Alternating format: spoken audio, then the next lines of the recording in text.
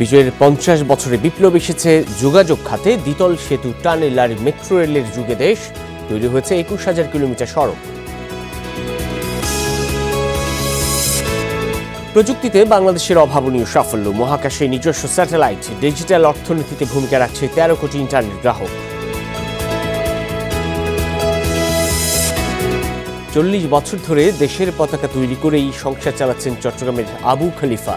বিজয়ের মাস এলেই কাটান ব্যস্ত সময়।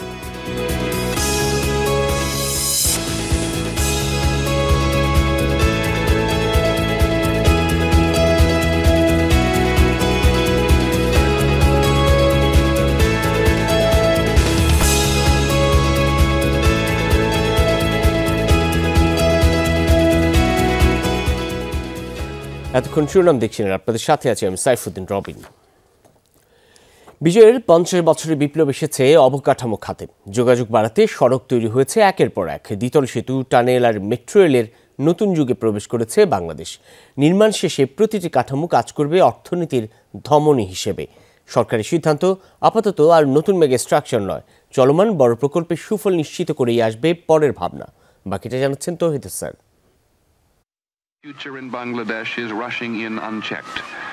1971 সালের ডিসেম্বর, সদ্য বিজয়ী বাংলাদেশের চারপাশে যুদ্ধবিধ্বস্ত অবকাঠামো। বেশিরভাগ সেতু ভাঙা, রিলিফ ট্রেনে ত্রাণ আর মানুষ চলেছে একসাথে। শহরের বাইরে পাকা সড়ক ছিল হাতে গোনা। এই বাংলাদেশ 50 বছর পরে। ব্যস্ত শহরে মসৃণ গতিতে ছুটছে মেট্রো রেল। পদ্মা সেতু তৈরি হচ্ছে ঘাটের 30,000 কোটি টাকা খরচ করে। চট্টগ্রামে দৃশ্যমান হচ্ছে দেশের প্রথম টানেল। যুদ্ধের পর ভালো রাস্তার পরিমাণ ছিল নামকাওয়াস্তে। এখন জাতীয় ও আঞ্চলিক মিলে সড়কের পরিমাণ প্রায় 21,000 কিলোমিটার। পদ্মা সেতু দিয়ে সড়কে যুক্ত হচ্ছে উত্তর ও দক্ষিণাঞ্চল। এক্সপ্রেসওয়ে, র্যাপিড ট্রানজিট আর উড়াল সড়কের সাথে প্রতিনিয়ত পরিচিত হচ্ছে নাগরিক। গুরুত্ব বেড়েছে রেলের। নতুন ট্র্যাক বসানো তো বটেই, সাথে ইঞ্জিন, লোকোমোটিভ আর স্টেশনে পরিবর্তন আনতে তৈরি হয়েছে 5 লাখ কোটি টাকার মাস্টার প্ল্যান। ভাবনা চলছে বুলেট ট্রেন নিয়েও। আকাশপথেও যোগাযোগের চাহিদা বেড়েছে। ঢাকায় তৈরি হচ্ছে বিশ্বমানের 3rd টার্মিনাল, কিন্তু প্রশ্ন আছে সেবার মান ও ব্যয় নিয়ে। নদীমাতৃক বাংলাদেশে এখনও খুব একটা শৃঙ্খলা আসেনি নৌ রুটে। পদ্মা সেতুর ব্যাপারে সকলেই জানি আমরা যে এখানে কোথাও কোনো আমরা স্লথ মনোভাব দেখাইনি। আমাদের কর্ণফুলী টানেল বরং সময়ের আগে সেটা শেষ হচ্ছে। এই মুহূর্তে আর নতুন বলে আমরা এখনও কিছু চিহ্নিত করিনি। মেট্রো রেলে এগিয়ে যাচ্ছে সময়ের আগেই। এখন পরবর্তী মেঘা যেটা হবে সেটা হলো ভূগর্ভস্থ রেল লাইন। বাংলাদেশে প্রকল্প মানেই ব্যয় ও মেয়াদ বৃদ্ধির তোড়জোড়। ঠিকাদার, সিন্ডিকেট আর আমলাতন্ত্রে এখনও হোঁচট খায় সরকারি প্রকল্প। কিন্তু বিজয়ের 50 বছর পরও এসব টানাপোড়েন কি যৌক্তিক? আগে যতক্ষণ সহজ শর্তে ঋণ আমরা পেতাম, এখন ততক্ষণ সহজ শর্তে পাবো না। এবং যদি আমরা সেটার ভিতরে হয়তো কিছুটা সহনীয় শর্তের ঋণও রয়েছে, আবার কিছুটা কঠিন শর্তের ঋণ হয়েছে। তো কোন প্রকল্পে আমরা কোনটা নিচ্ছি, সেটাকে কিভাবে বাস্তবায়ন করছি এবং সেটা সময় মতো বাস্তবায়ন করতে পারছি কিনা, এটা হলো গুরুত্বপূর্ণ। 2024 সাল নাগাদ 3টি মেগা প্রকল্পের কাজ শতভাগ শেষ করতে চায় সরকার। তৌহিদ হোসেন, যমুনা নিউজ, ঢাকা। যোগাযোগ ব্যবস্থা ও অবকাঠামো উন্নয়ন প্রকল্প সম্পর্কে জানাবেন আমাদের সহকর্মীরা। শুরুতে যাচ্ছি সিরাজগঞ্জে। গোলাম মোস্তফা রুবেল যোগ দিচ্ছেন। রুবেল, বঙ্গবন্ধু রেল সেতু প্রকল্পের অগ্রগতি এখন পর্যন্ত কেমন, আর এই রেল সেতু অর্থনীতিতে কেমন প্রভাব ফেলবে বলে মনে হচ্ছে?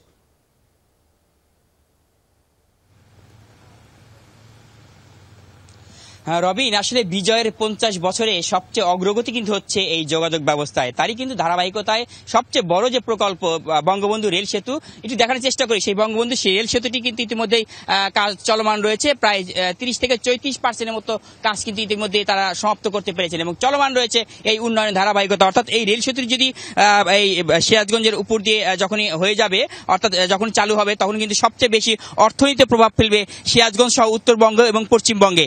একই সাথে কিন্তু ভারতের সাথে বাংলাদেশের যে রেল সেতুর যোগাযোগ, সেই যোগাযোগ কিন্তু ব্যাপক বন্ধুত্ব স্থাপন করবে এবং উন্নয়নের অগ্রযাত্রায় পৌঁছে যাবে বাংলাদেশ, এমনটাই কিন্তু মনে করছেন এখানকার যারা সংশ্লিষ্ট তারা। তবে সবচেয়ে বেশি এখানকার যারা লাভবান হবে তারা কিন্তু হবে এই উত্তরবঙ্গের প্রবেশদ্বার সিরাজগঞ্জের মানুষ, কারণ এই রেল সেতুটি হওয়ার সঙ্গে সঙ্গে কিন্তু সিরাজগঞ্জের ইকোনমিক জোন এবং অন্যান্য যে শিল্প কারখানা রয়েছে এবং এখানকে যে শিল্পের সাথে তাঁত শিল্পের যে সংশ্লিষ্ট রয়েছে সবই কিন্তু আসলে উন্নয়নের একটি ব্যাপক সরকারি দাঁড়াবে। এবং তারা কিন্তু একটি কথাই বলছেন, এই রেল সেতুর সাথে কিন্তু সিরাজগঞ্জের সহ উত্তরবঙ্গের বড় একটি অর্থনৈতিক প্রভাব রয়েছে।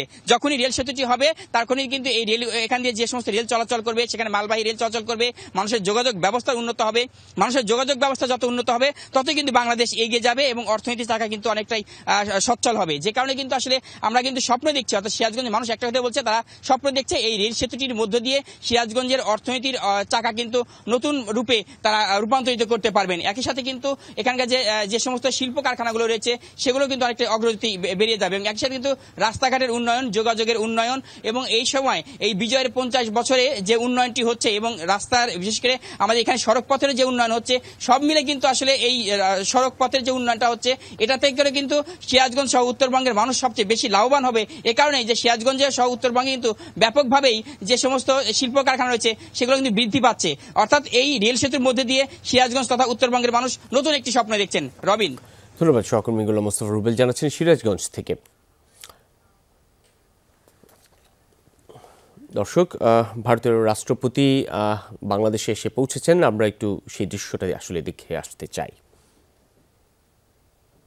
करने के लिहाज से ये यात्रा बहुत ही महत्वपूर्ण हो जाती है और जैसा कि हम जानते हैं कि 16 दिसंबर को 50वां विजय दिवस मनाया जाएगा भारत और बांग्लादेश दोनों ही राष्ट्रों की तरफ से।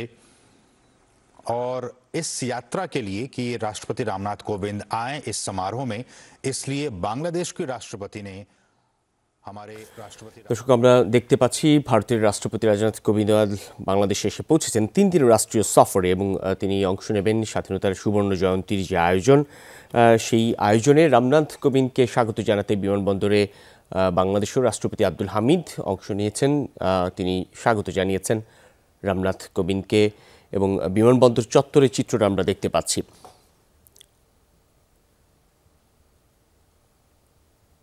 3 দিনের এই সফরে রামনাথ কোবিন্দ নানান ধরনের কর্মসূচিতেই অংশ নেবেন।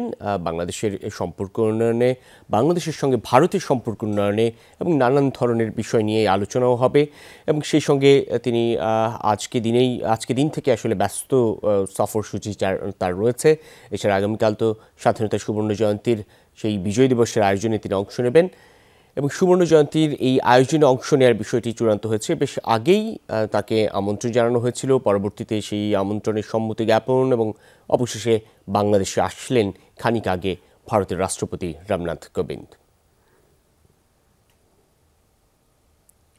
তাকে বিমানবন্দরে গার্ড অফ অনার দেওয়া হচ্ছে, আমরা সেই দৃশ্যটি দেখতে পাচ্ছি।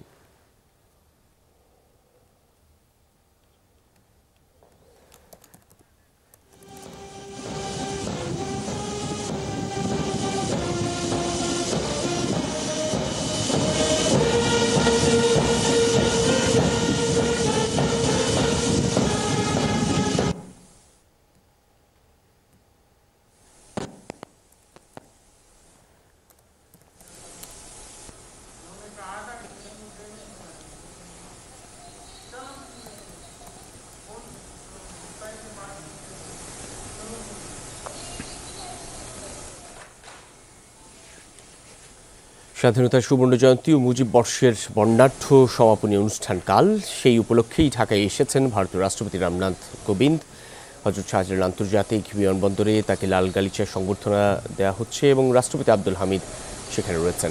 এরপর কোবিন্দ জাতীয় স্মৃতিসৌধ মুক্তিযুদ্ধে শহীদদের প্রতি শ্রদ্ধা নিবেদন করবেন। সেখান থেকে ফিরে দুপুরে ধানমন্ডি 32 নম্বরে জাতীয় জনকের প্রতিকৃতিতে শ্রদ্ধা জানাবেন তিনি। বিকেল 4:30 হোটেল সোনারগাঁওয়ে তার সঙ্গে সৌজন্য সাক্ষাৎ করবেন প্রধানমন্ত্রী শেখ হাসিনা। আগামীকাল বিকেলে সংসদ ভবনের দক্ষিণ প্লাজায় সুবর্ণ জয়ন্তী ও মুজিব বর্ষ উপলক্ষে আয়োজিত মহাবিজয় মহানায়ক অনুষ্ঠানে যোগ দেবেন কোবিন্দ। তিনি সহ এই উৎসবে যোগ দিচ্ছেন 7 দেশের 302 জন ভিভিআইপি অতিথি। এ উপলক্ষে 4 স্তরের নিরাপত্তা বলয় গড়ে তুলেছে আইনশৃঙ্খলা রক্ষাকারী বাহিনী। রাজধানীর বিভিন্ন সড়কে নিয়ন্ত্রণ করা হচ্ছে যান চলাচল। এর মধ্যে উৎসব ভেন্যু সহ পুরো রাজধানী সেজেছে বর্ণিল সাজে। আমরা দেখতে পাচ্ছি রামনাথ কোবিন্দের বাংলাদেশে আগমন এবং তাকে অভ্যর্থনা জানানোর পর যে গার্ড অফ অনারের আয়োজন, সেই দৃশ্যটুকু আপনারা দেখতে পাচ্ছেন হযরত শাহজালাল আন্তর্জাতিক বিমানবন্দরে।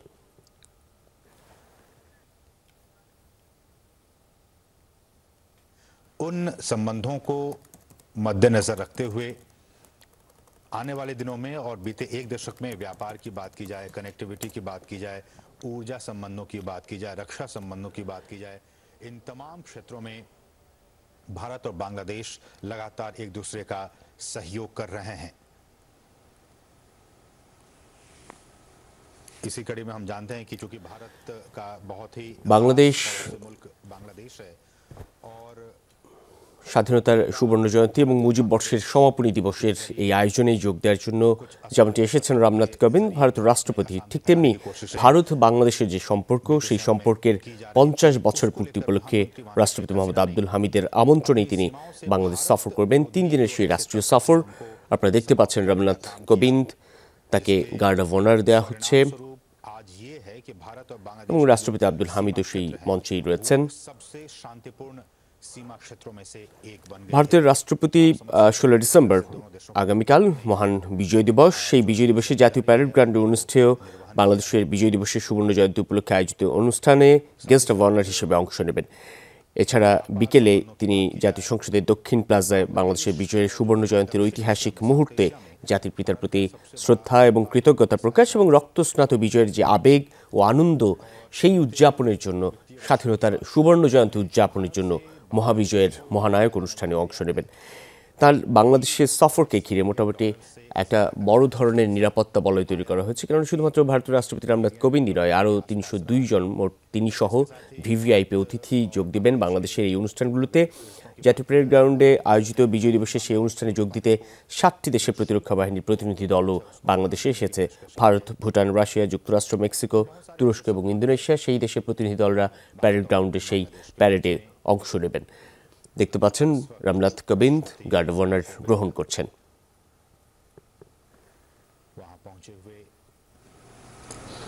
जो मुक्ति संग्राम जो कि 1971 में 9 महीने तक ये युद्ध चला, নিশ্চয়ই মনে আছে আপনাদের বঙ্গবন্ধুর জন্ম শতবার্ষিকীর যে আয়োজন হয়েছিল, সেই আয়োজনে এসেছিলেন ভারতের প্রধানমন্ত্রী নরেন্দ্র মোদী। ঠিক এক বছরের ব্যবধানে এবার স্বাধীনতার সুবর্ণ জয়ন্তীকে ঘিরে এবং বঙ্গবন্ধুর জন্ম শতবার্ষিকীর সমাপনী অনুষ্ঠানে যোগ দিতে ভারতের রাষ্ট্রপতির বাংলাদেশে আগমন।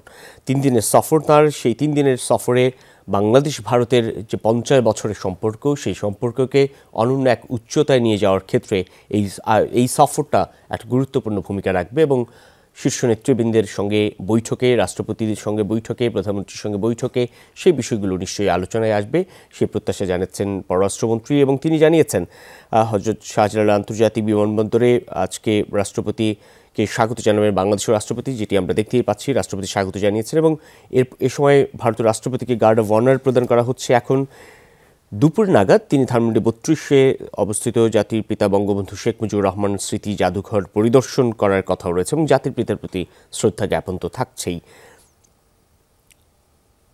বিকেলে রাজধানীর একটি হোটেলে প্রধানমন্ত্রী শেখ হাসিনা ও পররাষ্ট্রমন্ত্রী ভারতের রাষ্ট্রপতির সঙ্গে সৌজন্য সাক্ষাৎ করবেন। সাক্ষাতে দুই দেশের স্বার্থ সংশ্লিষ্ট বিষয়গুলো আলোচনায় আসবে এবং এরপর ভারতের রাষ্ট্রপতি সন্ধ্যায় বঙ্গভবনে বাংলাদেশের রাষ্ট্রপতি আব্দুল হামিদের সঙ্গেও সৌজন্য সাক্ষাৎ করবেন।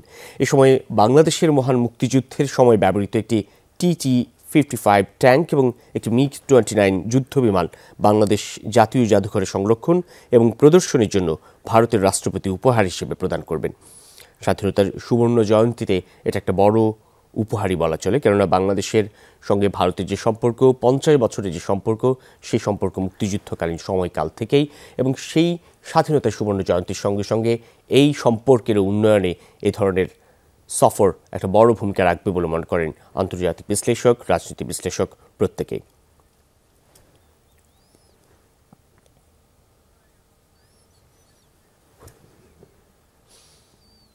গার্ড অফ অনার শেষে বেরোচ্ছেন বাংলাদেশের রাষ্ট্রপতি আব্দুল হামিদ এবং ভারতের রাষ্ট্রপতি রামনাথ কোবিন্দ।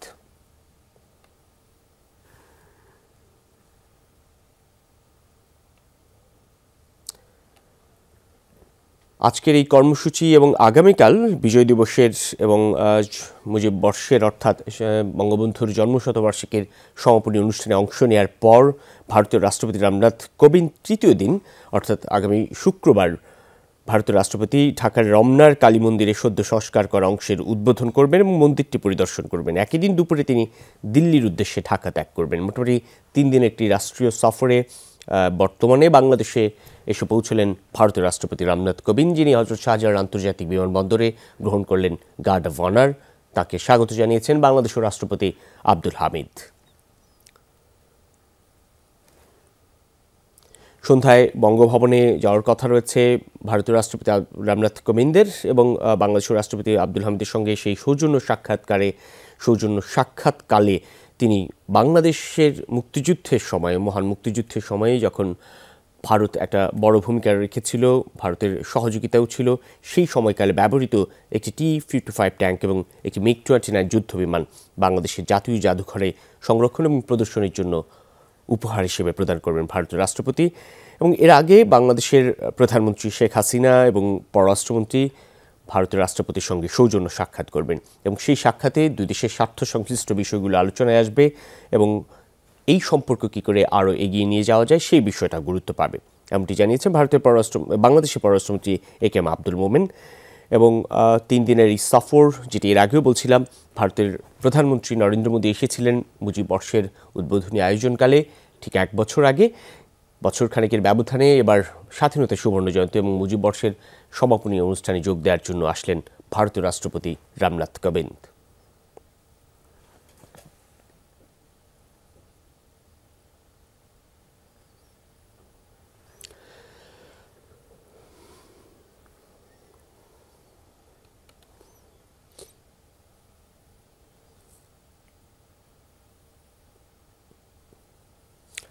এখান থেকে অর্থাৎ হযরত শাহজালাল আন্তর্জাতিক বিমানবন্দর থেকে ভারতের রাষ্ট্রপতি যাওয়ার কথা রয়েছে জাতীয় স্মৃতিসৌধে মহান মুক্তিযুদ্ধে শহীদদের প্রতি শ্রদ্ধাঞ্জলি অর্পণের জন্য।